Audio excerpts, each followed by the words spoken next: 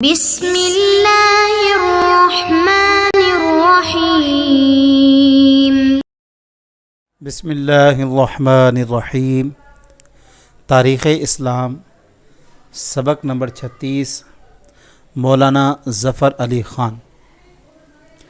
عزیز طلباء، اس سے قبل ہم نے سر سید احمد خان کے حالات زندگی سے متعلق تاریخی حقائق کو جانا تھا۔ انشاءاللہ تبارک تعالی اس سبق میں ہم مولانا ظفر علی خان، جو کہ تحریک پاکستان کے حوالے سے بڑی اہم شخصیت ہیں، اور یہ وہ شخصیت ہیں کہ جنہیں اللہ تعالیٰ نے مختلف شعبہ زندگی میں ملکہ کمال عطا کر رکھا تھا۔ وہ چاہے صحافت ہو، چاہے وہ شاعری ہو، چاہے وہ تصنیف ہو، چاہے وہ تحریر ہو، الغرض ہر میدان میں آپ کو مولانا ظفر علی خان نظر آئیں گے۔ اور یہ وہی شخصیت ہے کہ جنہیں بابائے صحافت بھی کہا جاتا ہے۔ گویا صحافت میں اگر کسی کو مرجع مانا جائے یا مصدر مانا جائے تو وہ یہی شخصیت ہیں۔ اگر ان کا تعارف دیکھا جائے تو مولانا ظفر علی خان ایک معروف مصنف کے طور پر بھی جانے جاتے ہیں، معروف شاعر کے طور پہ بھی جانے جاتے ہیں، اور صحافت تو پھر کیا ہی کہنے ہیں۔ جو تحریک پاکستان کے اہم رہنماؤں میں شمار ہوتے ہیں۔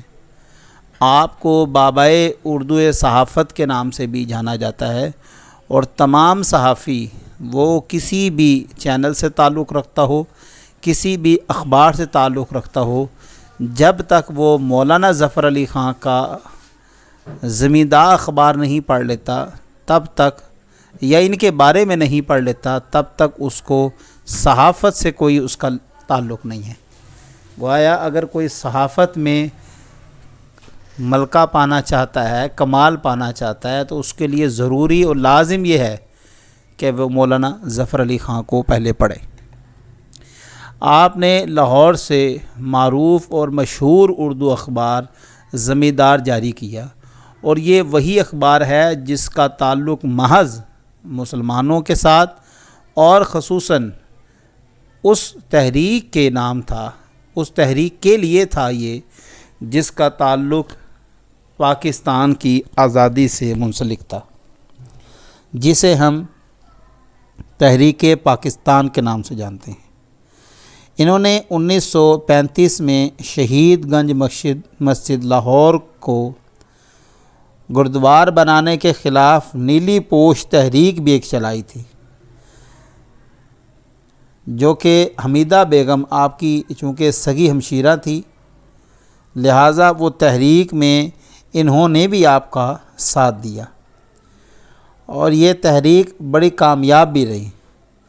گویا پہلے یوں بھی ہوتا رہا ہے، جب انگریز تھے یا انگریزوں کے بعد ہندوؤں کو یہ معلوم ہوا کہ قیادت ہمارے پاس آ رہی ہے، تو بہت سے مقامات پر انہوں نے مسجدوں کو منہدم کر دیا، ان کو گرا کے مسمار کر دیا، اور وہاں پر انہوں نے مندروں کو، گردواروں کو تعمیر کیا۔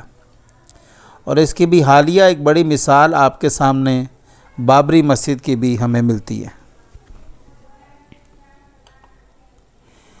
اگر ابتدائی حالات دیکھے جائیں تو مولانا ظفر علی خان 19 جنوری 1873 میں کوٹ میرٹھ شہر وزیر آباد میں آپ پیدا ہوئے، اور انہوں نے ابتدائی تعلیم جو ہے مشن ہائی اسکول وزیر آباد سے مکمل کی، اور گریجویشن کی ڈگری علی گڑھ مسلم یونیورسٹی سے کی۔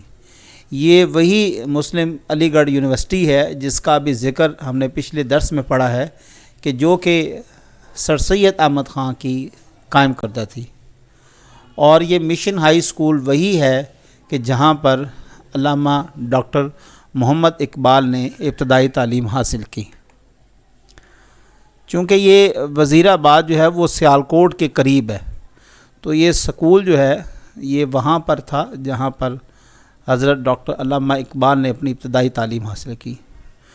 کچھ عرصہ وہ نواب محسن الملک کے متعمد یعنی کہ سیکرٹری رہے، اور بطور سیکرٹری آپ نے بمبئی میں اپنے فرائض سر انجام دیے۔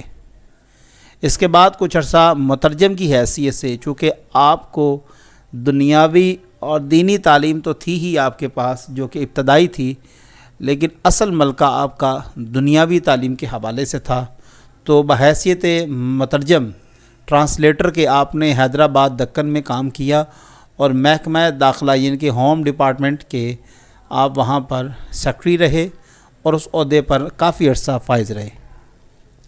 اخبار دکن ریویو جاری کیا اور بہت سی کتابیں تصنیف کر کے اپنی حیثیت بطور ادیب و صحافت کے خاصی مستحکم بنا لی۔ گویا ابتدائی یہ دور تھا آپ کی صحافت کا، جب مختلف اداروں میں بھی کام کیا، بطور ادیب بھی کام کیا، اور اب آپ کا رجحان صحافت کی جانب بڑھا۔ روزنامہ زمیندار 1908 میں لاہور آئے اور روزنامہ زمیندار کی اداریت سنبھالی، جسے ان کے والد گرامی مولوی سراج الدین احمد نے 1903 میں شروع کیا تھا۔ یہ در حقیقت زمیندار جو تھا مسلمانوں کے لیے تھا۔ 1903 سے لے کر 1906 تک ایک عام اخبار رہا، لیکن جب آل انڈیا مسلم لیگ کا قیام ہوتا ہے اور اس میں مسلمانوں کی تحریکیں چلتی ہیں، تو یہ پھر اخبار محض انہی کے لیے ہی خاص کر دیا گیا۔ مولانا کو اردو صحافت کا امام بھی کہا جاتا ہے، اور زمیندار ایک موقع پر پنجاب کا سب سے اہم اخبار بن چکا تھا۔ جس طرح کہ آج ہمارے ہاں دیکھیں جنگ اخبار ہے، نوائے وقت ہے، یہ جو دو اخبار ہیں، جتنی مقبولیت ان دو اخباروں کو حاصل ہے، اتنی 92 نیوز کو یا اس طرح کے جو دیگر چھوٹے موٹے نئی بات ہے، یا اس طرح کے جو چھوٹے موٹے اخبار ہیں، ان کو وہ شخصی حیثیت جو ہے وہ اداروں میں حاصل نہیں ہے۔ نوائے وقت ہو یا جنگ ہو، انہی کا ہی دور ہے، اور انہی کے حوالے سے آج کل لوگ بھی چہمگوئی زیادہ کرتے ہیں۔ زمیندار ایک اردو اخبار تھا جو بطور خاص مسلمانوں کے لیے نکالا گیا تھا، اور اس اخبار نے مسلمانوں کی بیداری اور ان کی سیاسی شعور کی تربیت کرنے کا کلیدی کردار ادا کیا۔ گویا یہ ایک خاص مہرہ تھا، یا آپ یوں کہہ لیں کہ تحریک پاکستان میں زمیندار اخبار کا، روزنامہ زمیندار اخبار کا بھی اتنا ہی ہاتھ ہے یا اتنا ہی کردار ہے جتنا کہ مولانا ظفر علی خان صاحب کا تھا۔ بعض اوقات ایسی صورت بھی پیدا ہو جاتی تھی کہ عملے کو تنخواہ دینے کے لیے پیسے بھی نہیں ہوتے تھے۔ آپ یہ جانتے ہیں کہ چونکہ اشتہارات کی وجہ سے اخبارات کو پیسے ملتے ہیں، تو یہ اس وقت اتنا مقبول نہیں تھا، چونکہ یہ خاص طور پر محض مسلمانوں کے لیے تھا، اور آبادی اتنی زیادہ پڑھی لکھی نہیں تھی، تو وہاں پر اشتہارات جو ہے بہت کم ملتے تھے۔ بلکہ میں تاریخ پڑھ رہا تھا مولانا ظفر علی خان صاحب کی، تو مجھے ان میں یہ حقائق ملے کہ کئی دن تک آپ نے خود بھی فاقہ کشی کی ہوئی ہے۔ گویا پیسے نہیں ملتے تھے، تو اپنی جیب سے جو کچھ آپ کے پاس پڑا تھا وہ اس اخبار میں آپ نے جھونک دیا، اور تحریک پاکستان میں اپنا ایک بڑا کلیدی کردار ادا کیا، آپ نے بھی اور آپ کے اس اخبار نے بھی۔ کامریڈ اور زمیندار مولانا نے صحافیانہ زندگی کی شروعات انتہائی دشوار گزار کی اور ناموافق حالات میں کی۔ اس وقت اتنی رقم نہیں تھی جس طرح آج لوگوں کے پاس موجود ہوتی ہے، اور اسی زمانے میں لاہور اشاعت کا مرکز تھا، اور تینوں بڑے اخبارات تاب، محراب اور وی بھارت ہند کے مالکان کے پاس تھے۔ اور اسی دور میں مولانا اور زمیندار نے تحریک پاکستان کے لیے بے لوث خدمات انجام دیں، اور کامریڈ جو کہ مولانا محمد علی جوہر کا اخبار تھا، اور زمیندار اردو ایسے اخبارات تھے جن کی اہمیت تحریک پاکستان میں مسلم ہے، اور دونوں کے کردار کو بیک وقت تسلیم کیا جانے لگا۔ گویا معلوم ہوتا ہے کہ یہ وہ دو اخبارات تھے جنہوں نے خاص طور پر اس موقع پر پاکستان کے لیے جدوجہد کی۔ اور یہ سب سے بڑی بات اس میں آپ نے اگر غور کیا ہو تو وہ بڑے خوبصورت یہ الفاظ ہیں کہ پاکستان کے لیے بے لوث خدمت. حضرت آج کے دور میں آپ کو کوئی بھی اخبار بے لوث خدمت کرتا ہوا نظر نہیں آئے گا. میں یہ بڑے اثر و رسوخ سے بات کر رہا ہوں. آپ کسی بھی اخبار کو دیکھ لیں، ان کا اشتہار کے اوپر معاملہ شروع ہوتا ہے اور اشتہار پر ہی ختم ہوتا ہے، جس میں سے تقریباً 30 سے 40% خبریں اکثر جھوٹی نکلتی ہیں. بہت کم خبریں ان کی درست ہوتی ہیں، زیادہ تر جھوٹ کے اوپر مبنی ہوتا ہے، لیکن اس کا مقصد کوئی نہیں ہوتا. اگر آپ اخبارات دیکھیں تو آپ کو ان میں بھی سیاسی پارٹیز نظر آئیں گی.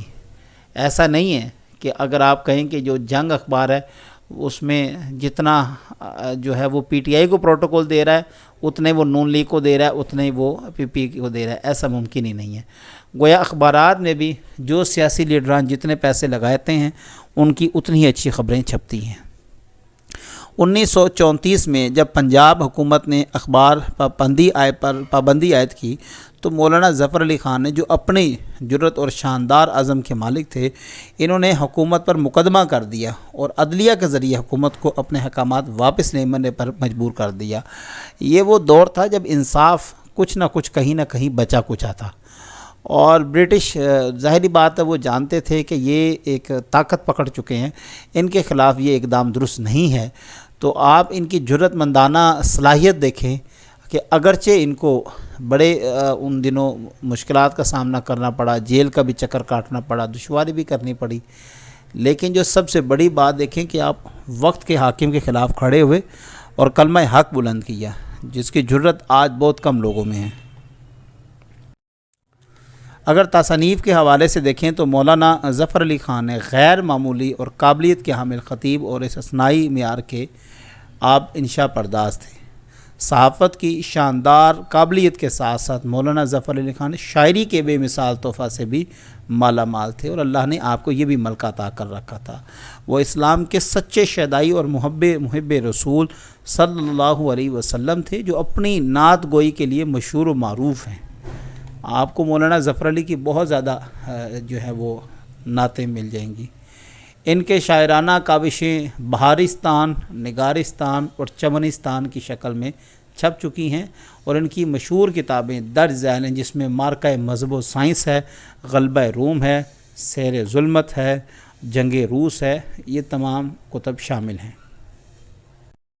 نیلی پوش تحریک، جس کا میں نے بھی آپ کو تھوڑی دیر پہلے حوالہ بھی دیا، ظفر علی خان نے 8 جولائی 1935 کو جو مسجد شہید ہوئی تھی جو گنج لاہور میں، جس کو بعد میں گردوارہ بنایا گیا تھا، ان کے خلاف باقاعدہ آپ نے ایک تحریک چلائی، اور اس تحریک میں ان کی جماعت نے نیلا لباس پہن رکھا تھا، اس لیے اس کو نیلی تحریک کہا جاتا ہے، یا نیلی پوش کا نام سے اس کو منسوب کیا جاتا ہے.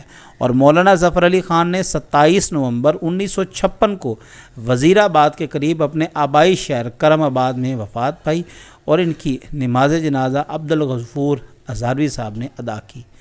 گویا آپ کی ایک طویل خدمات ہیں جن کو یہاں پر انتہائی اختصار کے ساتھ بیان کیا گیا ہے، تاکہ صرف آپ کو جب یہ سوال آئے تو آپ اس میں وہ چیدہ اور اہم معلومات درج کر سکیں جو یہاں پر ہم نے بیان کی ہیں.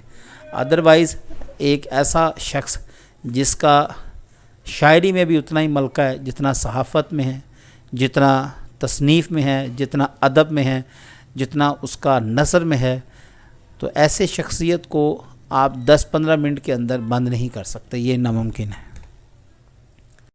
مسلم لیگ میں شمولیت کے حوالے سے دیکھا جائے تو 1937 سے لے کر 1947 تک مولانا ظفر علی خان نے مسلم لیگ کے جسد میں ایک نئی روح پھونک دی، اور مسلمانان بر صغیر کو پاکستان کی منزل تک پہنچانے کے لیے شبانہ روز آپ نے محنت کی. گویا آپ کا مقصد یہ تھا کہ 1937 سے لے کر 47 تک آپ نے یہ دن رات محنت کی کہ کسی نہ کسی طرح مسلمانوں میں وہ جوش اور جذبہ اور ولولہ پیدا ہو، تاکہ وہ کسی نہ کسی طرح اس ملک کو حاصل کر لیں. اور 1940 میں مسلم لیگ کے اس تاریخی جلسے میں بھی شامل تھے جس میں قرارداد پاکستان پیش کی گئی. چونکہ مولانا ظفر علی ایک عاشق رسول بھی تھے، جس طرح کہ ابھی ہم نے یہ عرض کیا کہ بہت ہی بڑے محب رسول تھے، اور غازی علم الدین شہید کی شہادت کا مرحلہ جب آیا تو مولانا نے اس موقع پر اپنی شاعری کے ذریعے دنیا بھر کے لوگوں کا جو ہے وہ ضمیر بیدار کرنے کی کوشش کی. جب بر صغیر کی آزادی کے جرم میں بھگت سنگھ کو پھانسی دی گئی تو مولانا ظفر علی خان نے اس وقت بھی ایک فعال کردار ادا کیا۔ گویا آپ نے کسی بھی میدان میں کوئی بھی سپیس خالی نہیں چھوڑی، جہاں پر بھی آپ دیکھیں گے یہ ایسی شخصیت ہے کہ وہاں پر آپ کو ان کا کردار نمایاں نظر آئے گا، کہیں پر بھی وہ پیچھے نہیں رہے۔ خلاصہ سبق دیکھیں تو مولانا ظفر علی خان ایک ایسے مرد مجاہد تھے جن کا سینہ ایمان، قرآن اور عشق رسول سے بھرا ہوا تھا۔ آپ کی شخصیت ہر میدان میں نمایاں تھی، اب چاہے وہ سیاست ہو، صحافت ہو، شاعری ہو یا نثر نگاری ہو۔ پاکستان کی تحریک آزادی کا ایک اہم ترین کردار جس کی خدمات کو آپ کبھی بھی فراموش نہیں کر سکتے۔ الغرض وہاں پر تو ایسا ماحول رہا ہے کہ آپ کسی ایک شخص کی بھی، اور پھر ایک ایسا شخص ہو جس کو بابائے صحافت کہا جائے، جس کی شاعری کا ملکہ اپنا ہو، جس کی نثر نگاری میں کوئی ثانی نہ ہو، ایک ایسے شخص کو تاریخ کبھی بھی فراموش نہیں کرتی۔ عزیز طلباء، یہاں پر ہمارا درس مکمل ہوتا ہے۔ انشاءاللہ تعالی اگلے درس کے ساتھ آپ کی خدمت میں حاضر ہوں گے۔ اپنی دعا میں یاد رکھیے گا۔ جزاک اللہ۔ اللہ حافظ۔